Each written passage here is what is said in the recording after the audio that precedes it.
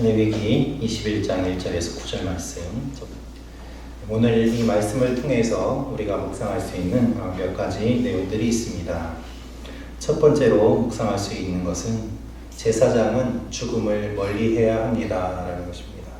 제사장은 죽음을 멀리해야 합니다. 오늘 레위기 21장 이 말씀은 제사장들의 거룩에 대한 이야기를 말씀하고 있습니다. 오늘 말씀은 제사장이 지켜야 하는 법, 그 법을 지킴으로 말미암아 거룩해지는 것들을 주님께서 말씀하십니다.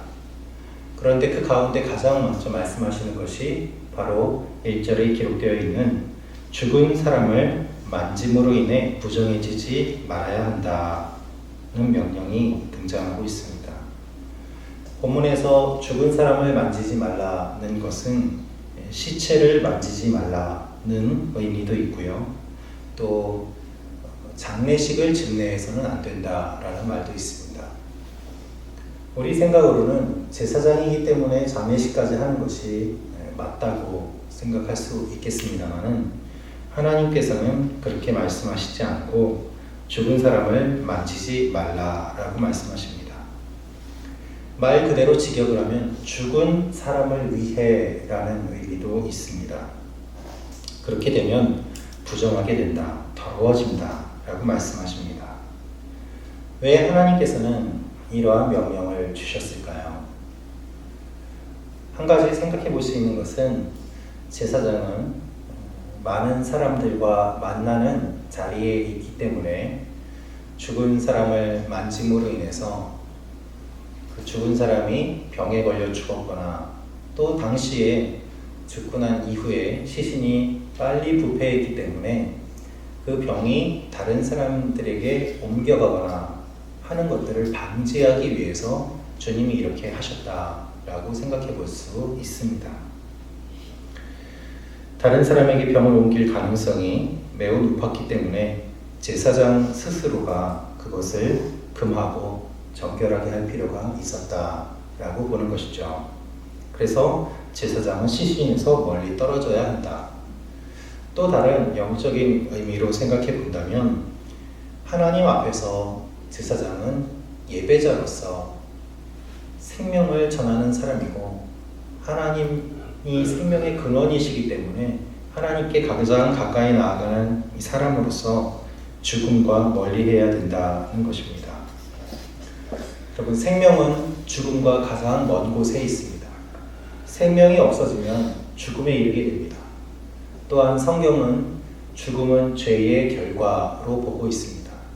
아담과 하와가 죄를 지은 이후에 죽음이 세상에 들어왔기 때문입니다. 따라서 하나님께서는 죄와 가까이 하지 말고 죽음과 가까이 하지 말고 생명과 가까이 하고 거룩과 가까이 하라는 의미로 제사장에게 이 명령을 주셨다고 볼 수 있습니다. 하나님은 거룩하신 분입니다. 하나님은 생명이십니다. 생명의 하나님께 가까이 나아갈 때에는 우리 가운데 죽음과 어둠이 있어서는 안 된다. 이것이 주님께서 주시는 말씀입니다. 부정이 어떻게 거룩과 함께 할 수 있겠습니까? 죽음이 어떻게 생명과 함께 할 수 있겠습니까? 죄와 의가 어떻게 함께 할 수 있겠습니까? 하나님께서는 거룩한 자리에 세우시는 그 사람들이 죽음에게서 멀어지고 죄에게서 멀어지고 어둠에게서 멀어져서 하나님과 가까이 가기를 원하셨습니다. 그래서 주님께서 이 말씀을 주신 것이죠. 그러나 그 가운데서도 예외가 있었습니다. 예외로는 가까운 친척, 곧 어머니나 아버지나 아들, 딸이나 자기 형제나 아직 결혼하지 않아서 자기와 함께 사는 처녀 누이의 경우에는 스스로 부정해질 수 있다라고 예외 조항까지도 주님께서 말씀해 주십니다. 하나님은 가족의 죽음까지 외면하는 차가운 사람은 되지 말라고 말씀하고 계시는 것이죠. 스스로 부정해질 수 있는 그러한 경우까지도 주님은 말씀하고 계십니다. 우리는 하나님의 말씀이라는 핑계로 사람들에게 차가운 태도를 취할 때가 있습니다. 이건 안 돼. 하나님이 금하셨어. 하나님이 싫어하셔. 그렇게 이야기하지만 사실 하나님의 말씀 때문이라기보다는 나 스스로의 의로움을 드러내기 위해서 그렇게 할 때가 얼마나 많이 있습니까?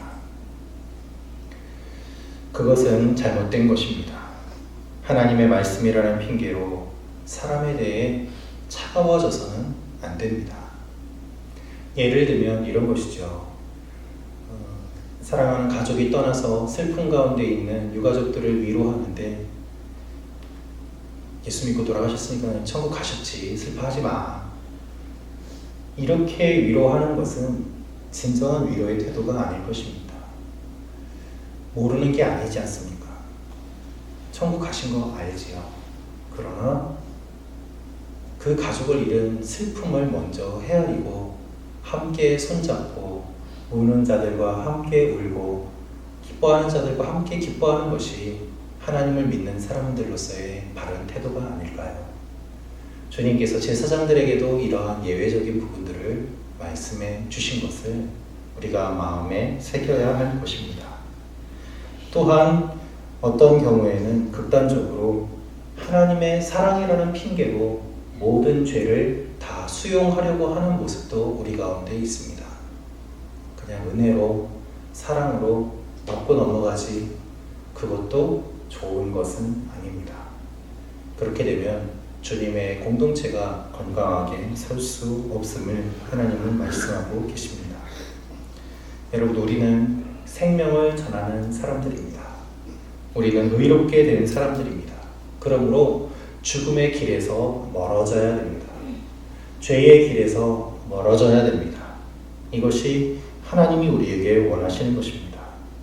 죽은 자들이 아니라 살아있는 자들을 위하여, 죽음을 향하여가 아니라 생명을 향하여 살아가는 사람들이기 때문에 우리 가운데 있는 부정한 것들과 죄악들과 죽음과 어둠들을 끊어내고 하나님 앞에 나아가야 되는 것이죠.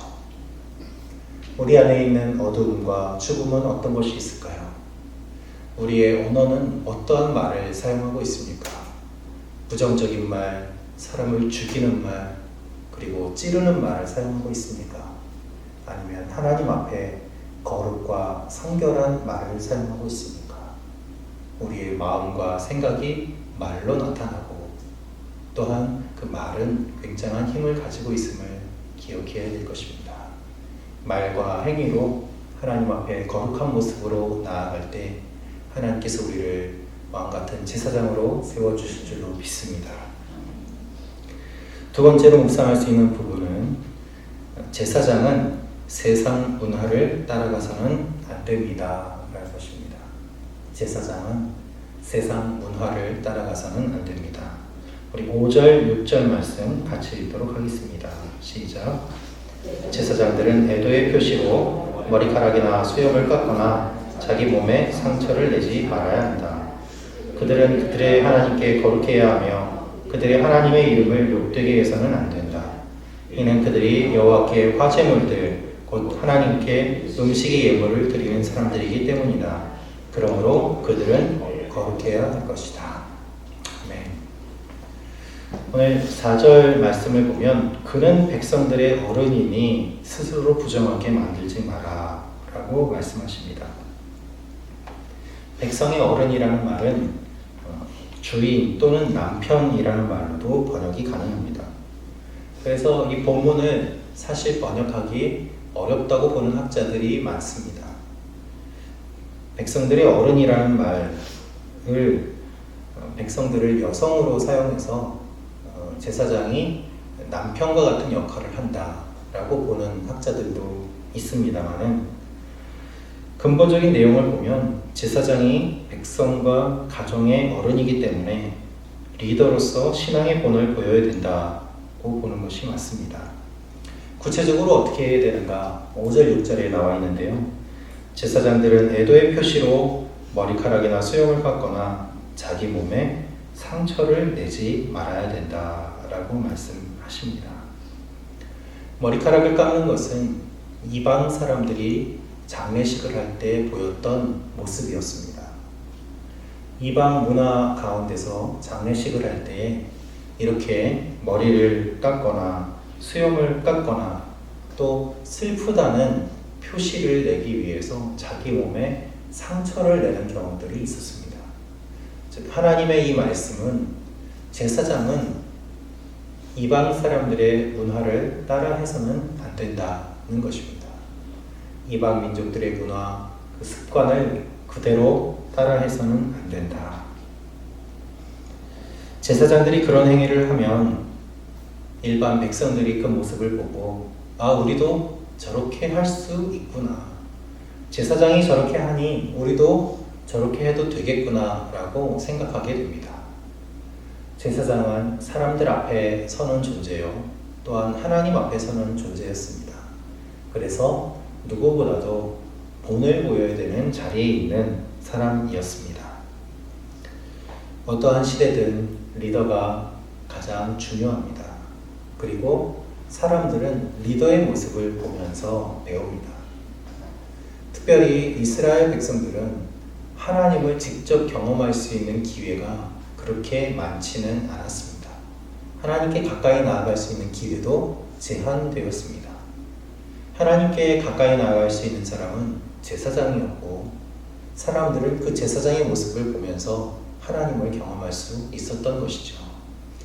눈에 보이지 않는 하나님을 어떻게 볼 수 있겠습니까? 하나님께서 세우신 제사장의 모습을 통해서 하나님을 만날 수 있었습니다. 어떤 시대든 리더가 중요하고 리더가 무엇을 하는지 사람들이 지켜봅니다. 그래서 언제나 한 나라의 타락, 한 시대의 타락은 그 나라와 시대의 리더의 타락부터 시작되었습니다. 정치적인 리더뿐 아닙니다. 사회적인 리더, 또 무엇보다도 영적인 리더, 종교적인 리더들이 타락함으로 말미암아 그 나라와 사회가 망가지는 것을 우리는 성경을 통해서, 역사를 통해서 너무나도 잘 알고 있지 않습니까? 제사장이 이방 문화를 따라하는 것은 하나님을 모독하는 행위였습니다. 제사장은 하나님 앞에 서는 사람들입니다. 그래서 6절에 하나님께서는 거룩해야 한다라고 한 절에 2번이나 반복해서 나옵니다. 그들은 그들의 하나님께 거룩해야 하며 그러므로 그들은 거룩해야 할 것이다. 하나님께서 제사장의 거룩을 얼마나 강조하시는지 이 말씀을 통해서 알 수 있습니다. 그만큼 제사장들의 타락을 심각하게 보신다는 것을 의미합니다. 슬프지만 우리는 지도자들의 타락, 특별히 영적인 리더들의 타락의 소식을 요즘 많이 듣습니다. 그 모습을 보고 소식을 들으며 마음 아프고 한탄하기도 하고 또 때로는 슬프지만 조롱하는 모습들도 있습니다. 그러나 이 사실을 잊어서는 안 됩니다. 지금 현재 교회의 지도자들은 성경이 말하고 있는 제사장이 아닙니다. 성경이 말하고 있는 제사장과 현재의 교회 지도자들은 분명히 다릅니다. 왜 그렇습니까? 하나님께서는 교회의 지도자들이 제사장이 아니라 우리 한 사람 한 사람이 제사장임을 분명하게 말씀하고 계시기 때문입니다. 종교개혁자들이 만인 제사장설을 이야기하면서 우리 한 사람 한 사람이 거룩한 사람으로 하나님 앞에 바르게 서야 됨을 강조했던 것이 바로 이것입니다. 물론 교회의 리더들이 타락하는 모습들, 그 리더들의 책임입니다. 리더들이 분명히 잘못한 것이 있습니다. 그러나 그렇다고 해서 나는 죄가 없다는 태도를 갖는 것은 결코 하나님 앞에 옳은 태도는 아닐 것입니다. 교회를 비판하지만 내가 또한 교회임을 잊어서는 안 됩니다. 그래서 이 말씀은 제사장에게 주시는 말씀이지만 제사장 된 우리 모두에게 주시는 말씀임을 기억하며 이 세상 문화에 빠져 살면 안 된다라는 명령임을 기억해야 될 것입니다. 우리는 항상 깨어서 세상 문화 속에서도 우리의 거룩을 지키고 주님의 일을 감당해야 되는 것이죠. 예전에 고 하영조 목사님께서는 이렇게 말씀하셨습니다. 복음은 물입니다. 문화는 그릇입니다. 그릇은 바뀔 수 있습니다. 그러나 그릇이 바뀜에 따라 물의 형태도 바뀔 수는 있지만 본질은 바뀌지 않습니다. 물이 바뀌면 안 됩니다. 큰일 납니다.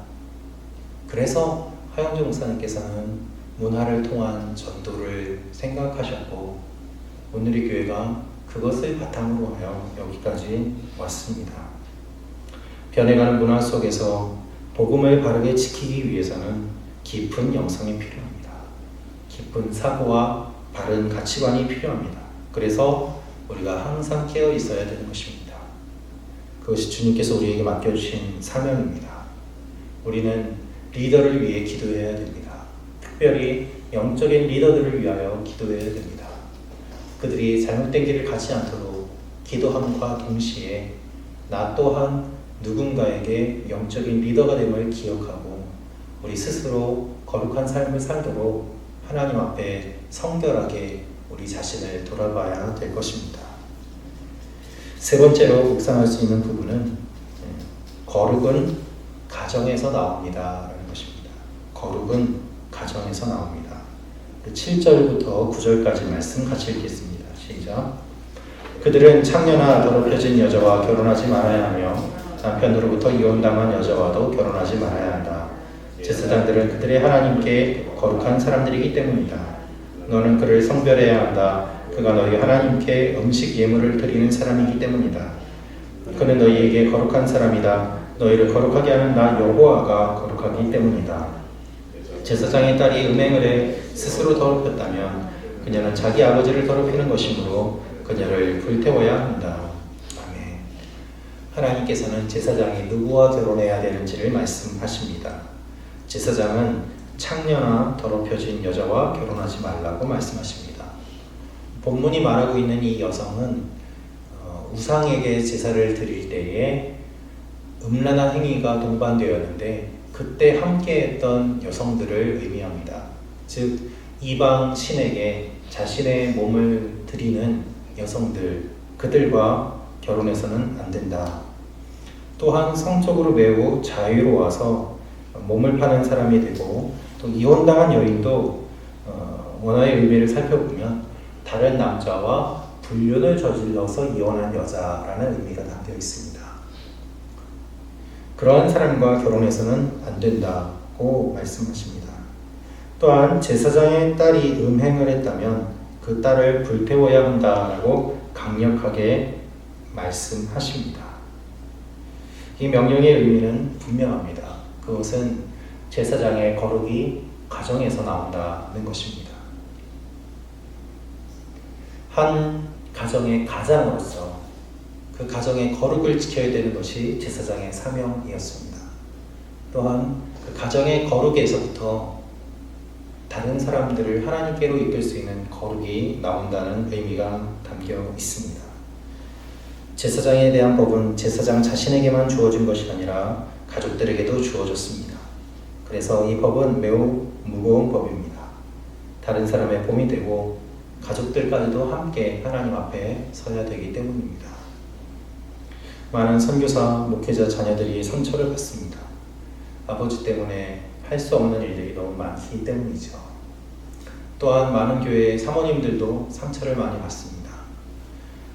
목걸이를 하면 화려하다고 이야기를 듣고 목걸이를 하지 않으면 사모가 너무 꾸미지 않는다고 이야기를 듣습니다. 옷을 입으면 화려하다고 이야기를 듣고 화려하지 않은 옷을 입으면 사모가 제대로 챙기지 않는다는 이야기도 듣습니다. 그와 같은 일들이 얼마나 많이 있습니까? 여러분, 이 말씀은 제사장뿐 아니라 제사장 가족들에게까지도 주어진 말씀이고 가족들 모두 거룩해야 됨을 말씀하시는 것입니다. 그러나 이 명령은 목회자 가정에게만 주어진 것은 아닙니다. 부모님은 교회에 열심이지만 자녀는 교회를 떠나는 일도 얼마나 주위에 많이 있습니까? 참 슬픈 일입니다.